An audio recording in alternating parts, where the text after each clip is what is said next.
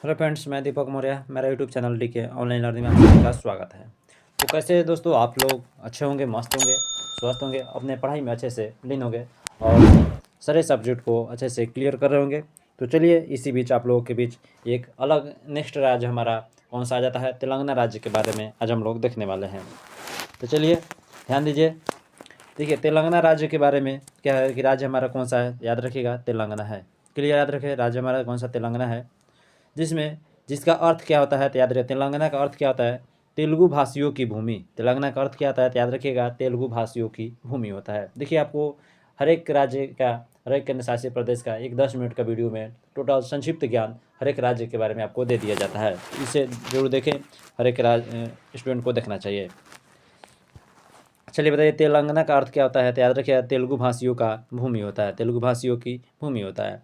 जैसे राजधानी कहाँ पर, याद रखिएगा हैदराबाद में। कहाँ पर राजधानी है, हैदराबाद। याद रखें, तेलंगाना की राजधानी कहाँ पर है तो हैदराबाद में। तेलंगाना की राजधानी कहाँ पर है तो हैदराबाद में। जिसका गठन कब हुआ था तो याद रखिएगा, जिसका गठन हुआ था, जिसका गठन कब हुआ था याद रखें, जिसका गठन कब हुआ था तो ध्यान दीजिएगा। जिसका गठन 2 जून 2014 को, 2 जून 2014 को 29वें राज्य के रूप में, 2 जून 2014 को 29वें राज्य के रूप में आंध्र प्रदेश से अलग होकर बना था। याद रखिए, आंध्र प्रदेश से अलग होकर बना था। कौन सा, तेलंगाना जो राज्य है, 2 जून 2014 को 29वें राज्य के रूप में आंध्र प्रदेश से अलग होकर यह राज्य नया राज्य बना था। क्लियर, याद रखिए, नया राज्य बना था 2 जून 2014 को। क्लियर, 29वें राज्य के रूप में। चलिए उसके बाद बताइए कि इसका क्षेत्रफल कितना है तो याद रखिए, क्षेत्रफल जो है आपका 1,12,077 किलोमीटर, 77 वर्ग किलोमीटर, याद रखिएगा वर्ग किलोमीटर है। कितना है, 1,12,077 वर्ग किलोमीटर इसका क्या है, क्षेत्रफल है तेलंगाना राज्य का। याद रखिए, तेलंगाना का क्षेत्रफल कितना है, जो कि ये 12वां राज्य है। याद रखिएगा, क्षेत्रफल में क्या है, 12वां राज्य है। 1,12,077 वर्ग किलोमीटर।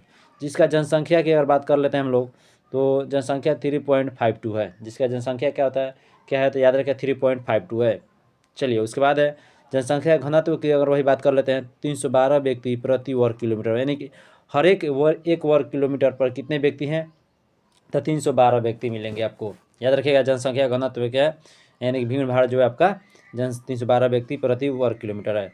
जैसे लिंगानुपात की वही बात करते हैं तो याद रखिए, 988 महिलाएं प्रति 1000 पुरुषों पर। कितना है, 988 महिलाएं प्रति 1000 पुरुषों पर। याद रखें, 988 महिलाएं प्रति 1000 पुरुषों पर, प्रति 1000 पुरुष पर, 988 महिलाएं प्रति 1000 पुरुषों पर। चलिए उसके बाद क्वेश्चन है, ध्यान दीजिएगा क्वेश्चन क्या बोला गया यहाँ पर कि साक्षरता कितना है तो याद है 66.54%। साक्षरता कितना है तो कितना 66.54% है। याद रखें, 66.54% है साक्षरता, 66.54% है। उसी बीच बात करते हैं आधिकारिक भाषा क्या है यहाँ का, तेलंगाना का, तो तेलुगु है। तेलंगाना का आधिकारिक भाषा तेलुगु। एक और भाषा अन्य नाम क्या, उर्दू है, क्योंकि वहाँ पर मुस्लिम लोग भी रहते हैं तो उर्दू है। चलिए उसके बाद अगर बात कर लेते हैं तो ध्यान दीजिएगा, तो सीमा की अगर बात कर लेते हैं तो उत्तर में महाराष्ट्र, उत्तर में क्या है, महाराष्ट्र। याद रखें, उत्तर में तेलंगाना के महाराष्ट्र है, पूर्व में छत्तीसगढ़ है, पूर्व में छत्तीसगढ़ है, पश्चिम में कर्नाटक है और दक्षिण पूर्व में आंध्र प्रदेश है। दक्षिण पूर्व में क्या, आंध्र प्रदेश है। याद रखें, क्या उत्तर में महाराष्ट्र है, पूर्व में छत्तीसगढ़ है, पश्चिम में कर्नाटक है और दक्षिण पूर्व में आंध्र प्रदेश है। जिले की बात कर लेते हैं, यहाँ पर जिले कितने हैं तो 33 जिले हैं।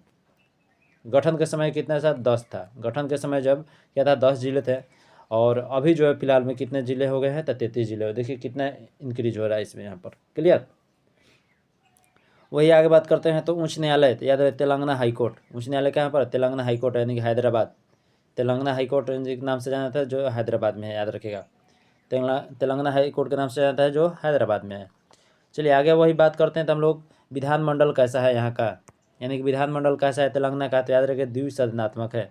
कैसा है तो द्विसदनात्मक है। विधानमंडल कैसा है तो द्विसदनात्मक है, याद रखिएगा। क्लियर, जैसे विधानसभा सदस्यों की संख्या कितना है तो याद रखिए, विधानसभा सदस्यों की संख्या तेलंगाना में 119 है। कितना है तो 119। विधानसभा सदस्यों की संख्या कितना है तेलंगाना में तो 119 है। याद रखिए 119 है। तेलंगाना में विधानसभा सदस्यों की संख्या कितना है तो 119 है। क्लियर, उसके बाद विधान परिषद सदस्यों की संख्या कितनी, विधान परिषद सदस्यों की संख्या कितना है तो याद रखिए 40 है। विधान परिषद सदस्यों की संख्या कितना है तो 40 है। लोकसभा सदस्यों की संख्या कितना है तो याद रखिए 17 है। लोकसभा सदस्यों की संख्या कितना है, तो 17 है।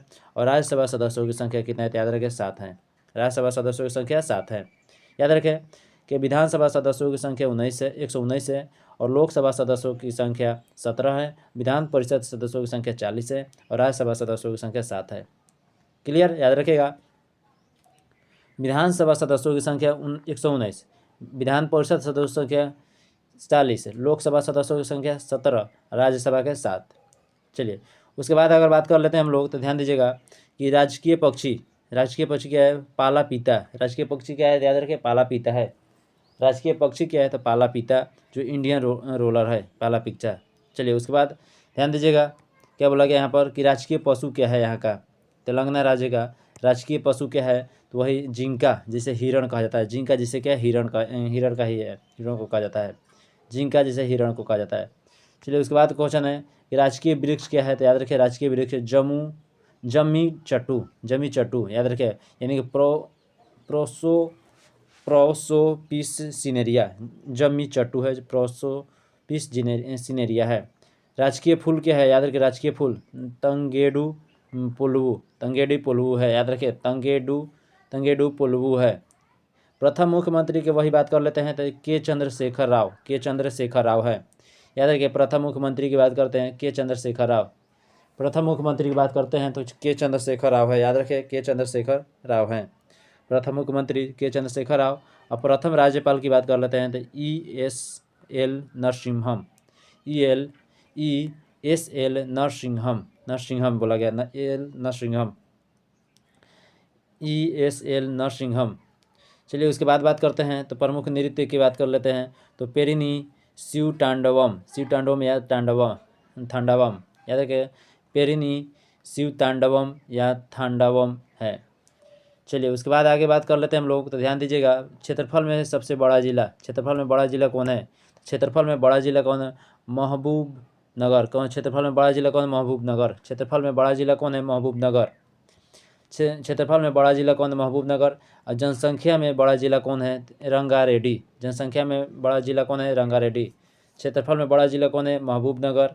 जनसंख्या में बड़ा जिला कौन है, रंगारेड्डी। नदियाँ क्या है, याद रहे नदियाँ, तो कृष्णा, मूसी, मंजीरा और गोदावरी।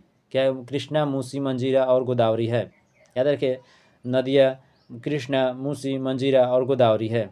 चलिए फसलें की अगर बात कर लेते हैं तो चावल, गन्ना, कपास, आम, तंबाकू। क्या है, चावल, गन्ना, कपास, आम, तंबाकू। चावल, गन्ना, कपास, आम, तंबाकू है। नदियाँ कृष्णा, मूसी, मंजीरा और गोदावरी है। याद रखें क्या है, तो कृष्णा, मूसी, मंजीरा और गोदावरी है। फसलें चावल, गन्ना, कपास, आम, तंबाकू है। बांध या परियोजना की बात कर लेते हैं, निजाम सागर। याद रखें निजाम सागर जो मंजीरा नदी पर, याद रखें कौन सा, तो बांध परियोजना कौन सा, तेलंगाना में, याद रखिएगा तो निजाम सागर है जो मंजीरा नदी पर है। जैसे नागार्जुन सागर जो है या श्रीशैलम का कृष्ण नदी पर है, कौन सा, कृष्णा नदी पर, क्लियर रहते हैं, कृष्णा नदी पर। उसके बाद श्री राम सागर परियोजना गोदावरी नदी पर, क्लियर याद रखें, श्री राम सागर परियोजना गोदावरी नदी पर। चलिए उसके बाद हम लोग पर्यटन स्थल के बारे में भी देख लेते हैं, जैसे कौन कौन से पर्यटन है तेलंगाना राज्य में। तो हैदराबाद स्थित में कासु ब्रह्मानंद रेड्डी राष्ट्रीय उद्यान, हुसैन सागर झील, सलारजंग संग्रहालय, महावीर हरिणा वनस्थली राष्ट्रीय उद्यान, नेहरू जूलॉजिकल पार्क, गोलकुंडा किला और कवाल टाइगर रिजर्व और जिला मंचेरियल एवं कुंतला जलप्रपात, जिला आदिलाबाद।